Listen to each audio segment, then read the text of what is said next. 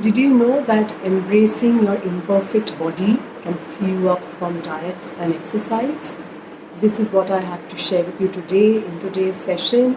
And if you like what I have to say, make sure that you sign up for the private Facebook group I have created for women just like you, women on a journey towards health, towards taking charge of their health, towards prioritizing self care, but without feeling guilty and living their best life.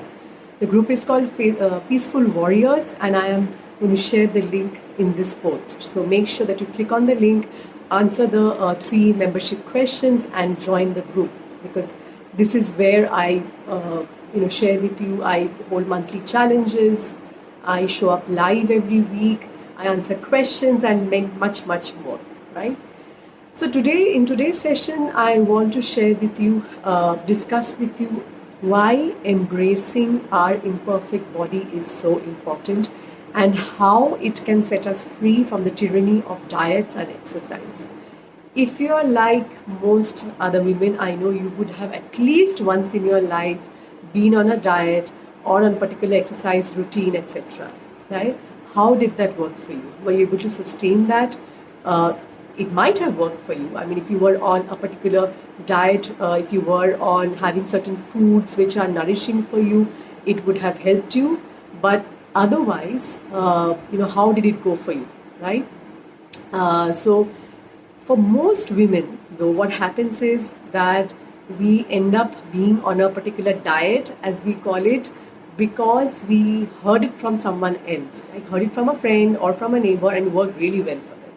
Similarly with exercising, right? Even if we have been going through a really stressful time or with some kind of illness, just because we want to lose weight, we might have been really pushing our bodies and working out like mad in the gym, maybe 2-3 hours, and then falling ill over a period of time, right? May not be the direct result of the exercise, but it definitely contributes to the stress. It depends on what your body needs at that time. So this is what I meant from freeing yourself up, from the tyranny of diets and exercising, right? And it all starts with embracing your imperfect body. Because let's face it, right? We all have imperfect bodies. We are all imperfect human beings. We all have our own flaws, our own warts, which we may or may not be able to hide well, but it's there, right? No matter how perfect a person might seem on the front of a magazine cover, etc. You know that a lot of these, most of these photos are airbrushed, etc. And everyone has some flaw or the other, right? And compassion is the antidote to body dissatisfaction. It's about moving from saying ugh, when your body doesn't match up to your standards, when it doesn't look the way you want it to, right? And moving to something like awe, right? Which is basically kind of compassion for your body, because it's doing the best that it can. It is trying to match up to your standards, but it may not be able to. But you are accepting it as it is right now, the way it looks right now, right? So, and that is the key behind having a healthy weight.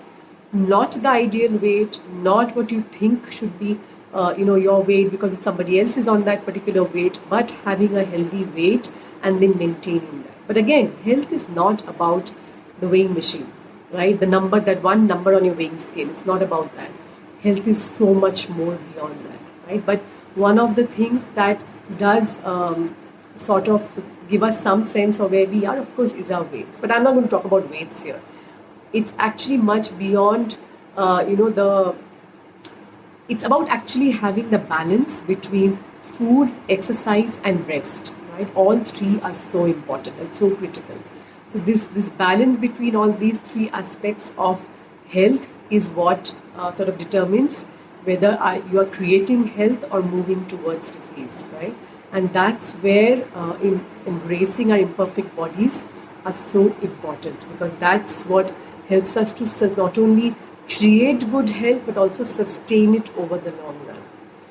And self-care is that aspect of our health which is within our control, because many things are not in your control. Like, for example, this COVID pandemic is not in your control, right? Even if you try your best, even if you're very careful, you know, some people will land up with COVID, right? But what is in your control is where your energy should be focused on, which is your own self-care, which is taking care of giving your body the nourishing foods that it needs, which is giving your body the rest that it requires every day.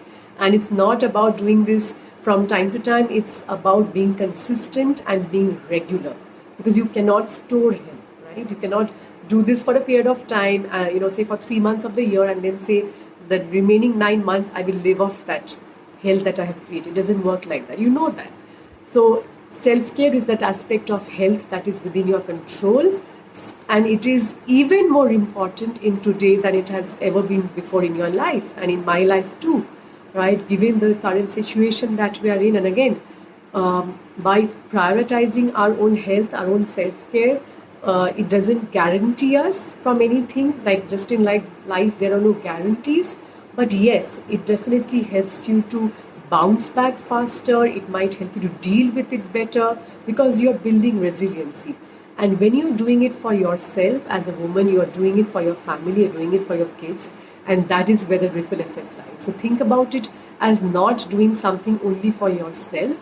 This is something that is going to have a ripple effect in your own family and in your community, which is exactly where I am right now. When I started on this journey as a mother first and then as a health coach, right, I have not only changed the health of my family, but now my clients and now through communities like the Facebook group that I mentioned, which is the Peaceful Warriors, I'm also changing the lives of other women like you. Like, if you're watching this on replay, you know what I'm talking about, right?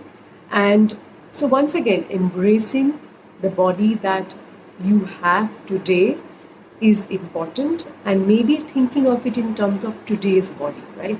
It helps sometimes to think of your body as a separate identity and think about how you would treat a friend who's going through some troubles, right? So if you think of a time when your friend was struggling with either some health issues or any other issues for that matter, how did you speak to that friend? What words did you use? What phrases did you use?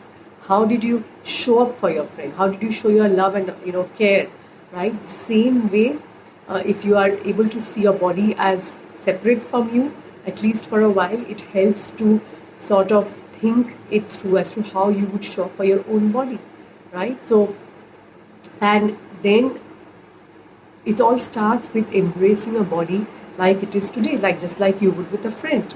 You would not put your friend down, you would not berate them for their imperfection, but you would embrace them and then be there for them. So that's how it is with your own body, and that's what you need to do. And that's how you free yourself from the constant cycle of diet and exercise.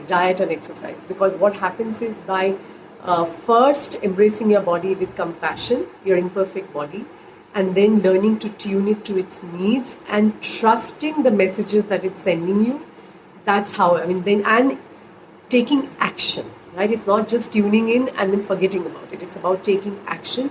As you do this on repeat mode, what happens is that you are never going to get on a diet just for the sake of dieting. You're not going to do an exercise for the sake of exercising. You will know what is working for you, what suits your body. You will experiment, of course, which is a good thing. I keep experimenting with different foods, with different exercise modalities and other things where my health is concerned. And it gives me so much of valuable information, right? But one thing I do not do is diet for the sake of dieting. That's because somebody's told me vegan diet is good for me, and you should turn vegetarian, or you should only have meats because it's keto is good. So it's not about that. I know what suits my body when, but it's something that you have to do for a period of time to understand. And I have come to trust those messages, like to trust myself. Trust can only build when you're doing this again and again and again, right? Initially, you might be a bit hesitant to go against the conventional norms or what you hear from others, because this should be good for you, right? It worked for so and so, so it should be working for you also. No, it may not work. You're a different person. That person is different. Your needs are different. That person's needs are different. You're going through, your environment is different. Your exposure to toxins are different, your detoxification capabilities are different, your digestion capabilities are different from the other person. There's so many different things. Your lifestyle is completely different, your movement, right, per se in your body is different. How can you have, similar needs? You can't, right? So over a period of time, as you learn to embrace your body with compassion, as you learn to be okay with all your imperfections, and I'm talking about right now physical imperfections, or even when your body doesn't match up to your standards in terms of performance, etc. As you embrace that, you are actually slowly opening up to hearing all the messages that your body might be giving you, and that frees you up from exercising and dieting, right? Because then you are not dieting anymore. Then you are just having foods which nourish your body, which your body needs right now, right? So I'm never on a diet, right? I might tweak my diet from time to time, but I don't need to go on a diet particularly, right? I don't need to do one particular sort of exercise just because somebody has been working on in the gym for 2 hours. I know I need to move my body more at times, and I tweak my exercise, but it depends on the situation. I'm able to forgive myself. I'm able to learn from mistakes, if whatever mistakes that I make with regards to my health. But I'm constantly learning and constantly tweaking and fine tuning, and that's what you need to do too. And this frees you up from the right diet, from the right exercise, to doing what is best for your body, right? So again, this is what. So today, in today's session, what I wanted to share with you is that your imperfect body needs to be treated with compassion, right? And compassion is the perfect antidote to body dissatisfaction. And learning to listen to the messages that your body giving you and taking action is what builds trust, so that you can sort of keep on sustaining the health that you create. And once again, if you like what I have to say, make sure that you join the closed Facebook group, Peaceful Warriors. Link is shared below. This is for women like you who are on a healing journey, and who want to who want to be on this journey with fellow passengers, like-minded women, amazing women who want to prioritize their self-care without feeling guilty about it, learn the tools that they can do, pick up resources that I'm going to be sharing, be inspired, be educated, and feel empowered. Make sure to join. Right? I'll see you again soon.